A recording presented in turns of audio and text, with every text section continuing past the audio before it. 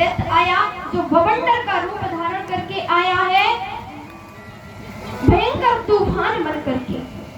कृष्ण समझ गए, अपना वजन बढ़ाना कृष्ण ने प्रारंभ किया। मैया ने गोदी से नीचे उतारा कि लाला तूने ज्यादा दूध पी लिया है, थोड़ा खेल करके अपना दूध हजम कर ले, फिर आकर तो को अपनी गोद में ले। मैया चली गई अंदर काम करने। लाला आंगन में लोट-पोट हो रहे हैं और वो तृणावर्त नाम का राक्षस आया बवंडर का रूप धारण करके, और उसी बवंडर में कृष्ण को अपने साथ लपेट कर उठा करके वो बवंडर, वो तृणावर्त गोकुल से बाहर ले जाने लगा।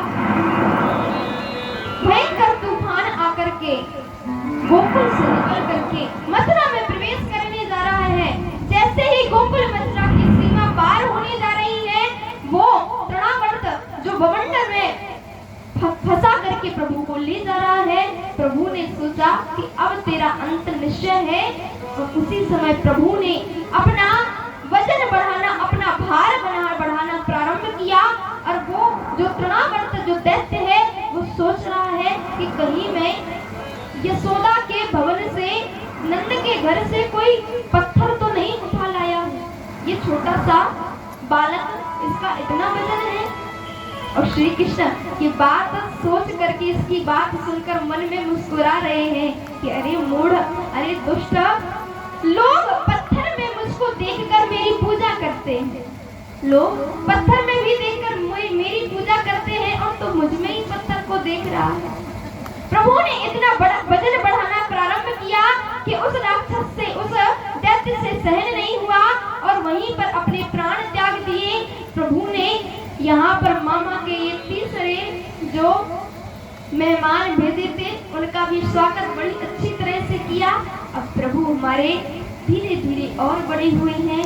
एक दिन की बात है कि जब हमारे प्रभु का त्रेता युग में रामावतार हुआ था, तो जानते हैं कि बाबा शिव हनुमान के रूप में जन्म लेकर आए थे, क्योंकि वो प्रभु के बिना रह नहीं सकते।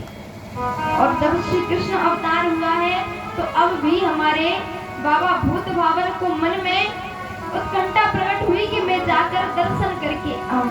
तो इधर भी लाला है तो छोटे से, पर उनकी दिव्य छवि को देखकर आऊं, कि प्रभु का जो दिव्य स्वरूप है वो अपने नेत्रों से देखकर आऊं। तो बाबा शिव अपना वेशभूषा बदल करके आए हैं, लेकिन कुछ ज्यादा परिवर्तन नहीं किया। आए हैं मैया के द्वार में और आवाज लगा रहे हैं कि अरे नंदरानी, अरे यशोदा, देख बाहर निकल कर आ, तेरे द्वार पर कौन आया है। मैया नंदरानी बाहर निकल के आई और समक्ष देखा कि इतनों भयंकर बाबा बन के आए हैं हमारे भोलेनाथ। अवतार दानी है जो औघड़ रूप धारण करके आए हैं। देखा कि अरे बाबा, तू तो देखने में बड़ा भयंकर है, तेरा बड़ो औघड़ रूप है, तू कहाँ से आयो है। शिवजी बोले कि मैया, मैं कैलाश से आया हूँ। मेरे गुरुदेव ने कहा है कि नंद के घर में बड़ा ही सुंदर बालक हुआ है, तेरे लाला के दर्शन ताई आए हूँ, तो बाकी दर्शन करा दे मैया, तो मैं चला जाऊंगा।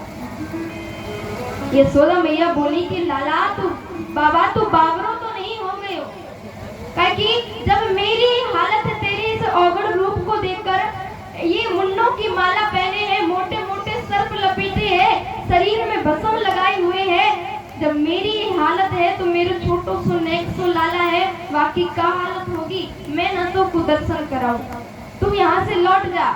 बाबा शिव कहते हैं मैया, तू जब तक दर्शन ना कराएगी मैं जाऊंगा नहीं। बोले तू जा या ना जा, मैं तो चली अंदर, मैं लाला को ना दिखाऊंगी। मैया अंदर चली गई। अब बाबा शिव वहीं आसन जमा कर बैठ गए कि हम तो दर्शन करके जाएंगे, और मन ही मन प्रभु से प्रार्थना करते हैं कि हे प्रभु, हमने तो खूब प्रयास कर लिया, पर आपकी मैया हट नहीं छोड़ रही, अब आप ही कोई उपाय निकालो। तो मैया जब नहीं मानी, श्री कृष्ण ने सोचा कि अब मैया तुझे मनाना जरूर पड़ेगा। उसी समय श्री कृष्ण ने रोना प्रारंभ कर दिया, रोने लगे। पहले तो मैया ने दूध पिलाया कि शायद भूख लगी होगी, खूब हिलाया डुलाया, चारों तरफ खूब घुमाया, पर लाला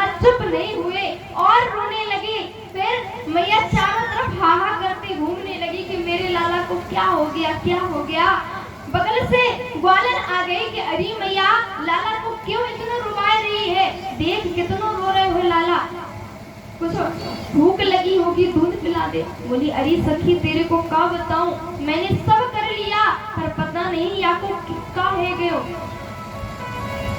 रोए जा रहा है, चुप ही नहीं हो रहा।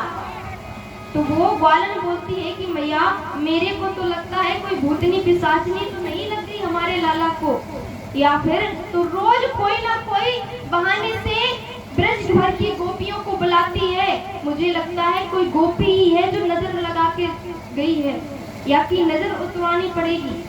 बोली यशोदा मैया की देख गोपी मुझे तो नजर उतारनी कुछ ना आवे, तुम ही कुछ कर। बोली मैया तू चिंता मत कर, मैं किसी को बुला के लाती हूँ। अब वहाँ वो गोपी गई है बुलाने के लिए और मैया के बात में दिमाग में बात घुस गई कि कोई नजर लगा कर गई है, तो उसको लाख भली बुरी सुना रही है मैया कि अरे गोपी कि मेरे लाला ने तेरे का बिगाड़ो जो मेरे लाला पे नजर धर के चली गई।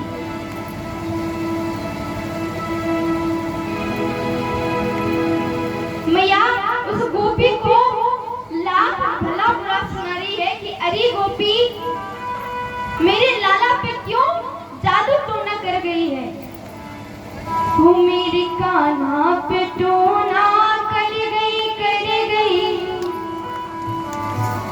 कोई ग्वालन मस्तानी मेरे कान्हा पे टोना कर गई,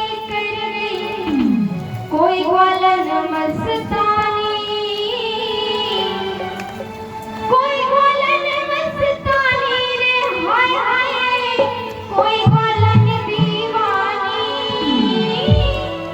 कोई ग्वालन मस्तानी रे हाय हाय, कोई ग्वालन दीवानी, मेरे लाला पे मेरे कान्हा पे मेरे कान्हा पे टोना कर गई, कोई ग्वालन मस्तानी मेरे कान्हा पे